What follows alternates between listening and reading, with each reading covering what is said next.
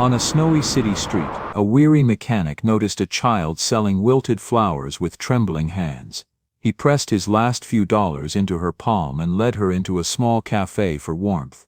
What he could never have imagined was that this fragile girl would one day stand before a crowd and call him the only father she ever knew. Before we begin, where are you watching from? We'd love to hear your thoughts.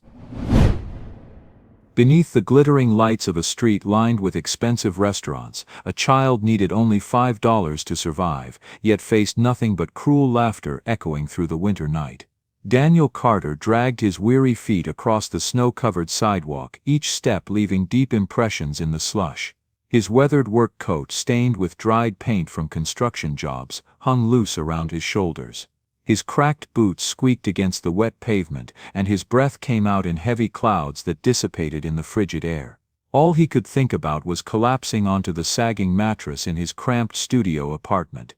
At the corner where the upscale district met the older part of town, a small figure caught his attention. 6-year-old Maeve stood beneath the harsh glow of a street lamp, her tangled hair falling around a face flushed red from the biting wind. In her tiny hands she clutched a small bouquet of wild daisies, their white petals already wilting from the cold.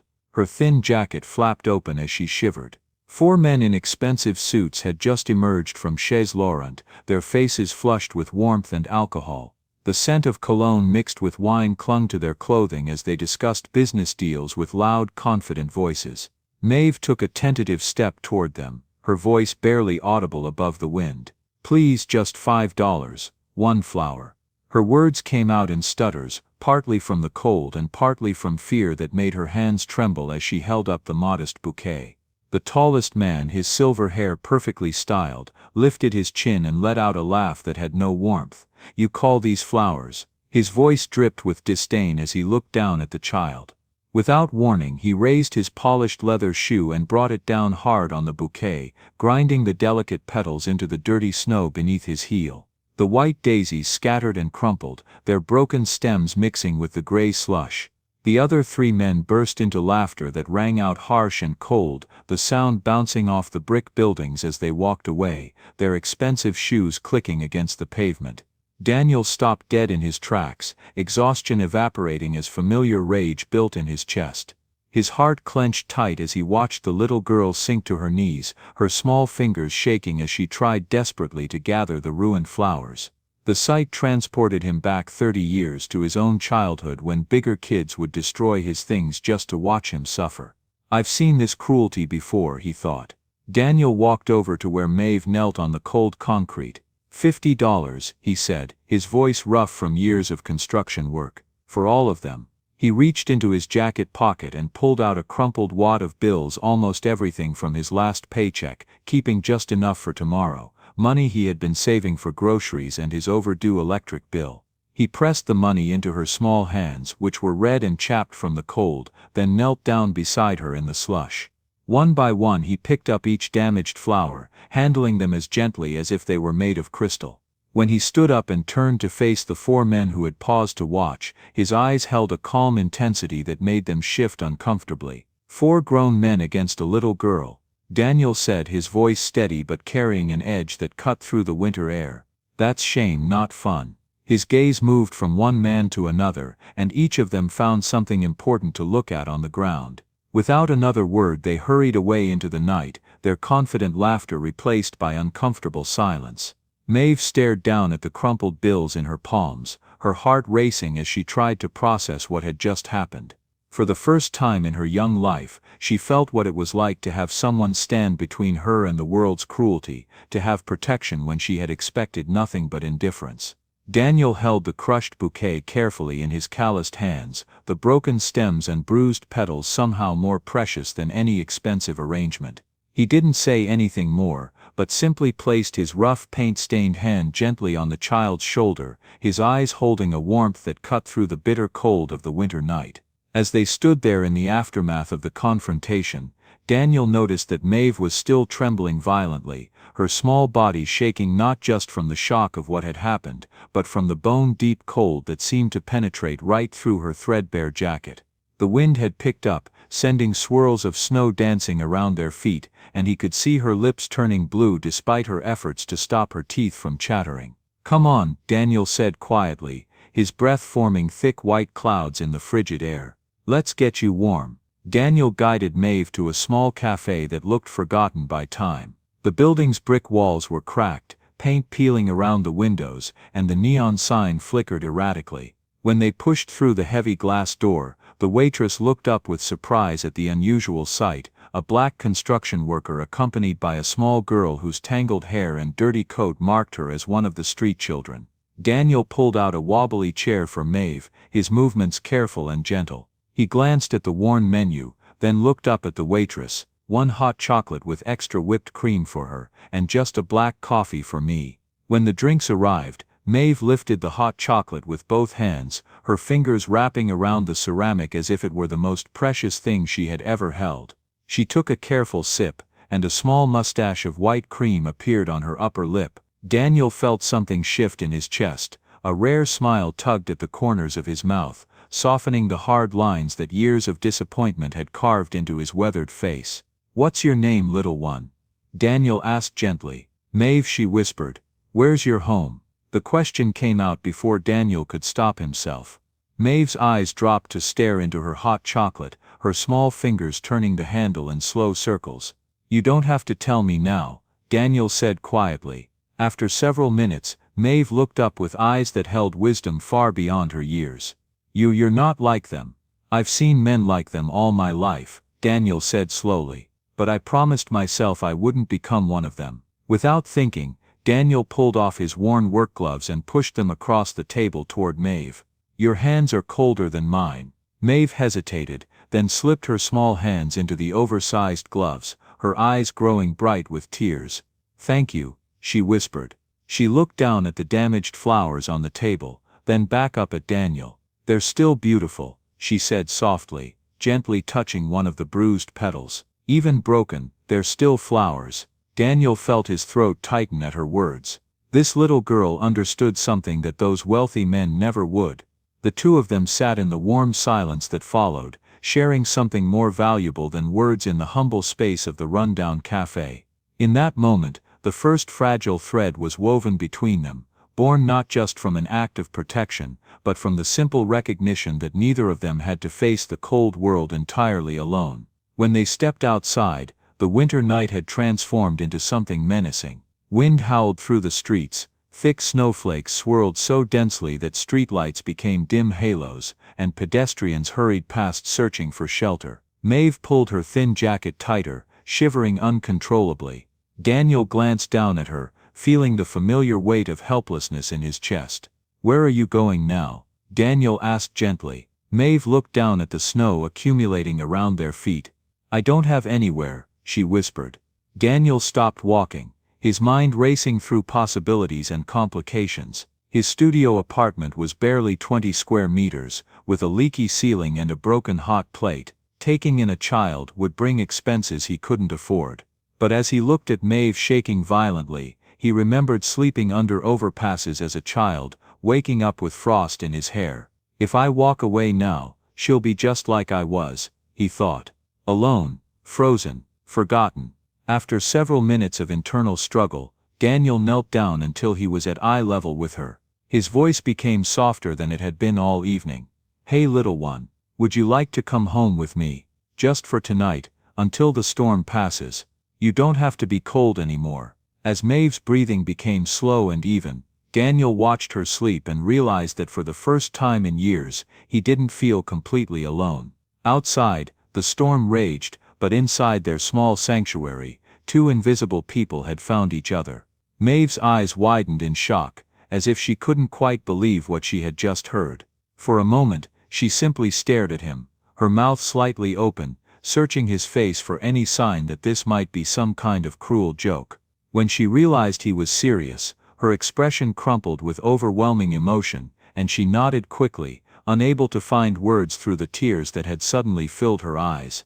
He led her through a series of increasingly narrow alleyways, past buildings where the paint peeled in long strips and graffiti covered most surfaces. The boarding house where he lived sat at the end of a dead-end street, its brick facade stained with decades of soot and neglect, the front steps cracked and uneven from countless freeze-thaw cycles.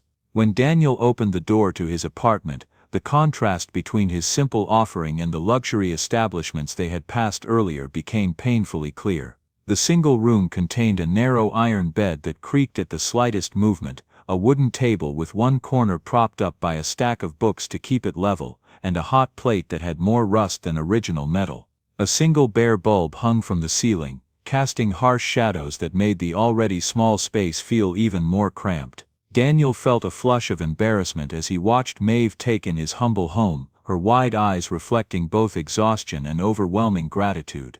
The little girl's face was pale from cold and fatigue, her small frame seeming even tinier in the sparse room, yet she showed no judgment in her expression, only profound relief at being out of the storm. He quickly pulled the thin blanket from his bed and spread it on the floor beside the table, then took off his work jacket and wrapped it around her shoulders like a protective cocoon.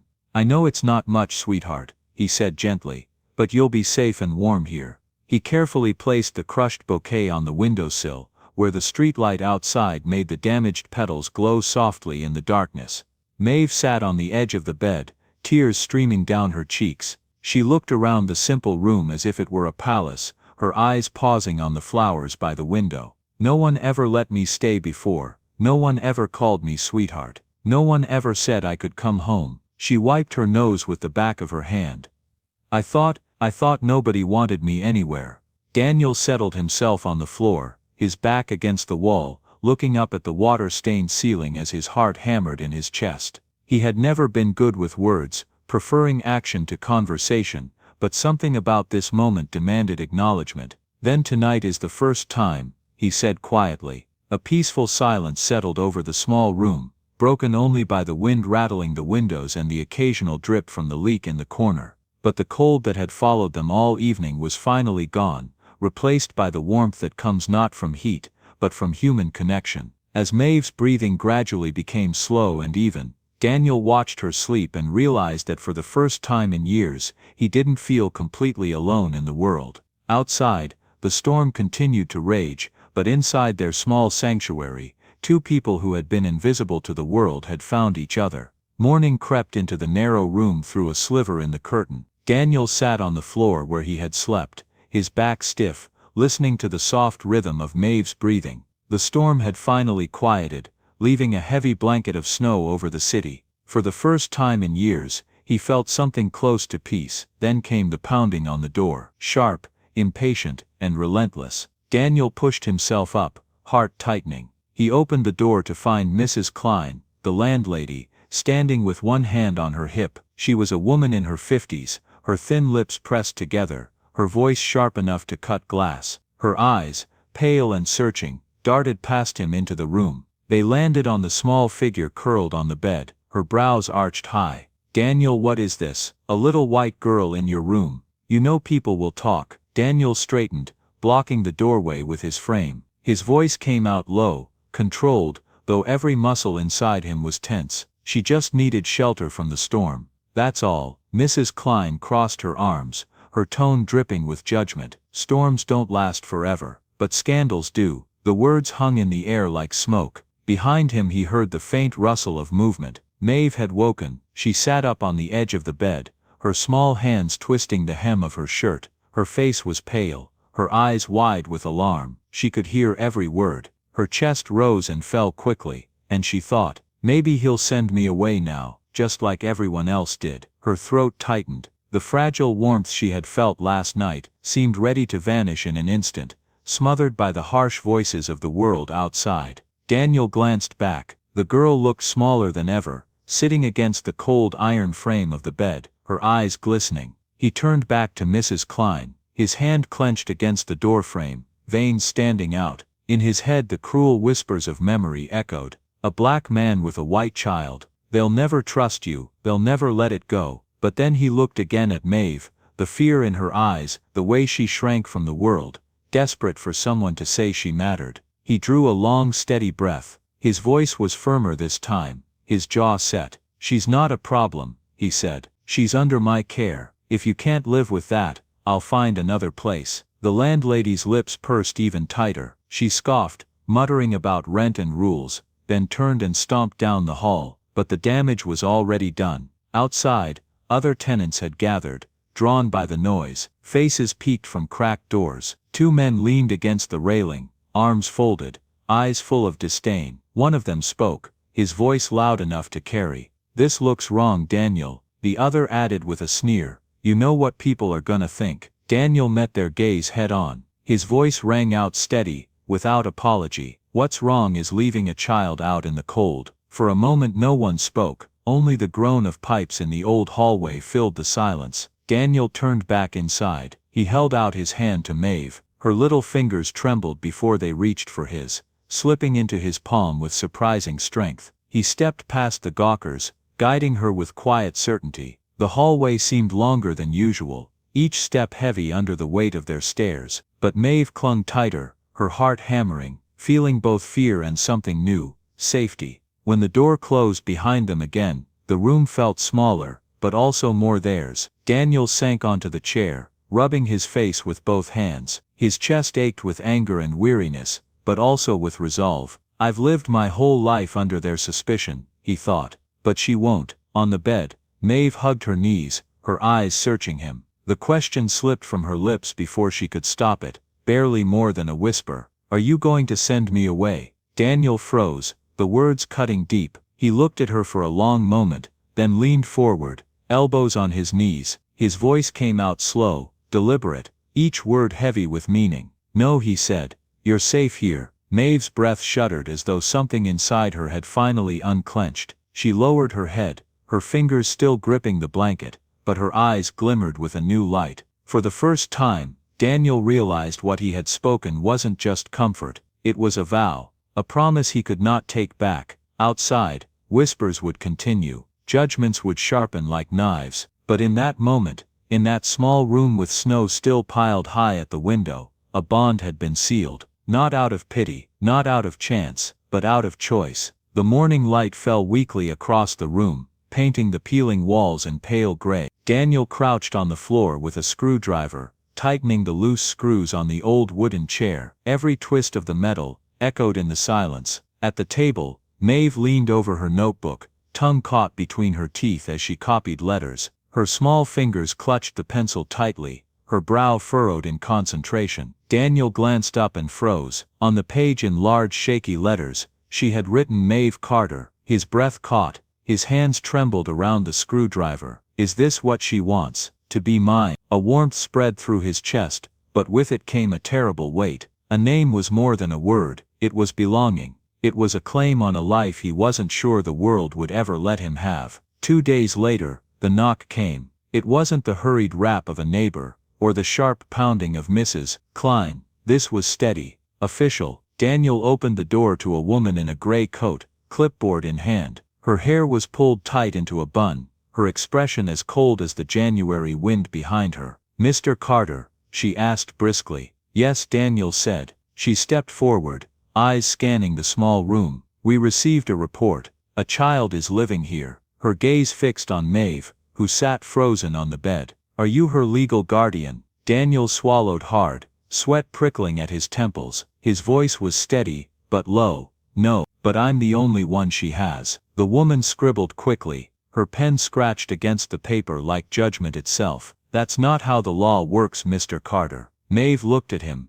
her face pale, eyes wide with confusion and dread. Daniel forced a reassuring nod, but inside, his heart was pounding like a drum. The following week, Daniel found himself sitting in a stiff chair at the social services office. The walls were beige, the air stale with the smell of old carpet. Across from him sat 2 officials, one, the woman from before, the other, a man with wire-rimmed glasses and a detached gaze. They shuffled through papers, speaking in clipped tones. "You're unemployed," the man said flatly, "barely affording rent, no stable family support," and he paused, letting the words linger. "You're a black man raising a white girl. It will raise questions." The words landed heavy. Daniel's fists tightened on his knees, his jaw locked. He leaned forward, his voice gravelly with restrained fire. "Questions won't keep her warm. Papers won't hold her when she cries at night." "I do." For a second, Silence filled the room. The man adjusted his glasses but said nothing. The woman merely wrote more notes, her pen merciless. That night, Daniel sat awake while the building groaned around him. Snow ticked against the window. On the bed, Maeve slept curled up, her breath soft and even. He watched her, chest aching. Memories crashed in. His own childhood, ripped away when the state had taken him from his mother. He remembered the look on her face, desperate but powerless. He had grown up angry, wandering from one home to another, never belonging. Not again, he thought fiercely. Not this child, not my child. The words echoed inside him until they became a vow. The next morning, Daniel walked back into the social services building. His coat was patched, his boots worn, but his steps were firm. He carried a small folder under his arm, the sum of all he could gather. Inside were pay stubs from odd jobs, letters from neighbors who had seen him care for Maeve, and the crumpled bills of his savings. It wasn't much, but it was everything. He placed it on the desk in front of the gray-coated woman. I may not have much, he said, his voice rough but steady, but I have enough to give her a home. Check the neighbors, they'll tell you she's safe with me. His eyes locked on hers, refusing to waver. His hands shook, but not from fear, from conviction. The woman studied him for a long moment. Something flickered in her expression, not quite sympathy, but not indifference either. She nodded curtly. We'll see, Mr. Carter. But this won't be easy. On the way home, Daniel held Maeve's hand as they walked down the icy street. Her small boots crunched in the snow beside his larger ones. She glanced up at him, hesitant, as though afraid of the answer. Am I really going to stay with you? Daniel stopped. He turned to her fully, his breath visible in the cold air. For a moment he couldn't speak. His throat was tight. Finally, he bent down, meeting her eyes, his voice low and firm. Yes, he said. As long as I breathe, you'll never be alone again. Maeve's lips trembled, then broke into the faintest smile. She squeezed his hand tighter, as though anchoring herself to the promise. Daniel straightened, his gaze lifting to the horizon. He knew the road ahead would be hard, full of papers, judges and sideways looks, but he also knew there was no turning back. This was no longer an act of kindness, it was a choice, a lifelong vow, and for the first time in years, Daniel Carter felt that maybe, just maybe, he had finally found his purpose. When the gymnasium filled with voices, it sounded like the hum of a restless sea. Folding chairs squeaked against the polished floor, parents whispered to one another, the air carrying the smell of paper programs and fresh paint. On the stage, a row of students sat in pressed shirts and borrowed dresses, their eyes darting nervously toward the microphone. Standing alone at the center, Daniel sat in the second row, his hands resting on his knees, his shoulders too broad for the narrow chair. The years had put silver at his temples and calluses deeper into his palms, but his eyes never left the small figure sitting 3 seats from the edge. Maeve, now 17, her hair neatly tied back, the corners of her mouth pressed together in concentration. The principal spoke first, his words rolling over the crowd about perseverance and hard work. Applause rose, then faded. Names were called, certificates handed out, laughter echoing when cameras flashed, but Daniel barely heard it. His heart was too busy beating with the rhythm of memory, each thump bringing back another piece of the road that had led here. The snowy night when he opened his door, the harsh knock of social workers, the long days of labor just to keep a roof overhead. He sat straighter, as Maeve's name was spoken. She walked to the microphone with steps that were careful but steady. For a moment, she gripped the edges of the podium, her knuckles white, her breath shallow. The lights above cast a soft glow on her face, and when she lifted her eyes, they searched the crowd until they found Daniel. Her lips parted, and the tremor in her first word was carried by the microphone, so that the whole room could hear. My name is Maeve Carter, she began. Her voice wavered, but then it grew, stronger with each syllable. And I stand here today, not just because of what I have done, but because of what was given to me. The room hushed, as though everyone sensed something deeper than an ordinary student speech was about to unfold. Daniel leaned forward, his rough hands gripping each other tightly, his breath caught in his chest. There was a time, Maeve said slowly, when I thought no one would ever want me. I was just a girl on the street, cold and hungry, waiting for the world to decide if I mattered. And then someone Someone who had nothing to give but his own tired hands and his stubborn heart, looked at me and said, "You're safe here. That man is my father. His name is Daniel Carter." The sound of his name spoken out loud like that, in front of strangers, made Daniel's throat tighten until it hurt. For years he had lived braced against suspicion, against whispers and questions, against the long shadow of poverty, and the harder shadow of race. But here, on this stage, his name was not a point of doubt, it was a declaration. Maeve went on, her voice clearer now, like a river gathering speed. He worked jobs no one else wanted, came home with his back aching and his boots heavy with mud, and still found a way to fix a chair so I could study, or to save a piece of bread so I wouldn't go to bed hungry. When the world said he was not enough, he showed me that love can be more than enough. When the law said we didn't belong together, he fought to keep me, and because of him, I learned how to believe in tomorrow. She paused, blinking quickly as though holding back tears. Daniel shifted in his chair, his eyes burning, his chest swelling with pride and pain all at once. He wanted to stand, to reach out, to hold her the way he had when she was small, but he knew this was her moment. "I am here," Maeve continued softly, "because one man chose not to walk away. He chose to stay, he chose me, and every step I take from this day forward,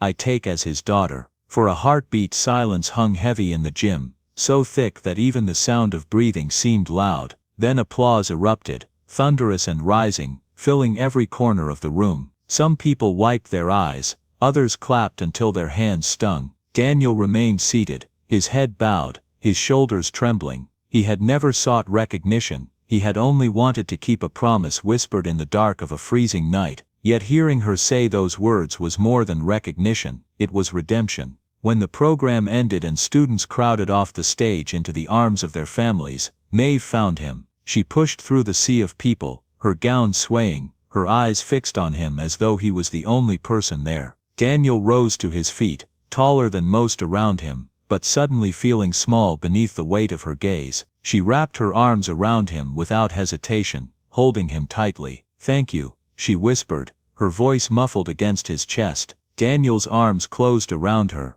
his rough hands cradling her as though she were still that shivering child he had carried through the storm. He bent his head, his lips close to her hair. "No," he said softly, his voice breaking. "Thank you for letting me be your father." In that moment, time seemed to fold back on itself, the years of struggle, the countless doubts, the cold nights and hungry mornings, and all of it was bound together by the warmth of a single embrace. Around them, the crowd moved on, but for Daniel and Maeve, the world had narrowed to a circle of love that no suspicion, no law, no hardship could break. The journey that had begun with snow and silence, ended here with applause and light. And though the years ahead would still hold challenges, Daniel knew he had kept his vow. He had given her more than shelter, he had given her a name, a future, a father's heart. As they walked out of the gymnasium together, the setting sun spilled through the tall windows, bathing the floor in gold. Maeve lifted her head,